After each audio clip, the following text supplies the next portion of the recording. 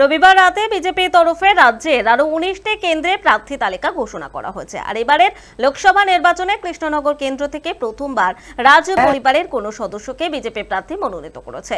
রাজা কৃষ্ণচন্দ্র রায়ের বংশধর বর্তমান রাজমাতা অমৃতা রায়কে প্রার্থী হিসেবে মনোনীত করা হয়েছে। আর সোমবার দোল পূর্ণিমার দিনে কৃষ্ণনগর রাজবাড়িতে সকলের সঙ্গে দোল উৎসবে মেতে উঠলেন রাজমাতা অমৃতা রায়। রাজ্য পরিবারের সদস্যদের পাশাপাশি বিজেপির কর্মী সমর্থকদের সঙ্গেও নানা রঙের আবিরকে নিজেকে রাঙিয়ে নিলেন। বিজেপি নেতা কর্মীদের সঙ্গে মেতে উঠলেন আবির খেলায়। সাংবাদিকদের মুখোমুখি হয়ে তিনি জানান, বৃহৎ ফ্যামিলির সঙ্গে আজ আমি হোলি খেলছি, এটাই আজকের দিনের আমার কাছে অন্যরকম অনুভূতি।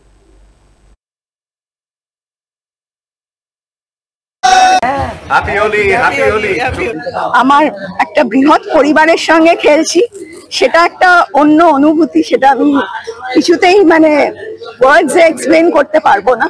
কিন্তু আরেকটাও জিনিস হচ্ছে, সব থেকে বড় জিনিস হচ্ছে যে আমি যে এই হোলিটা খেলছি, আমি সবার মঙ্গল কামনা করছি, যাতে সব কালো রং মুছে ভালো রং এসে সবার জীবন স্বাভাবিক হয়।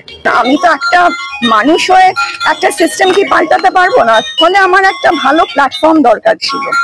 তো সেইখান থেকে আমি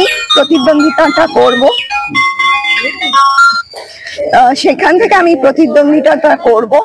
আমার পার্টি আলাদা হতে পারে, আমার আইডিওলজি আলাদা হতে পারে, কিন্তু আমি আসলে তো মানুষের জন্যই এসেছি, মানুষের যাতে ভালো হয় এবং মানুষ যাতে ন্যায্য অধিকারগুলো ফিরে পায়।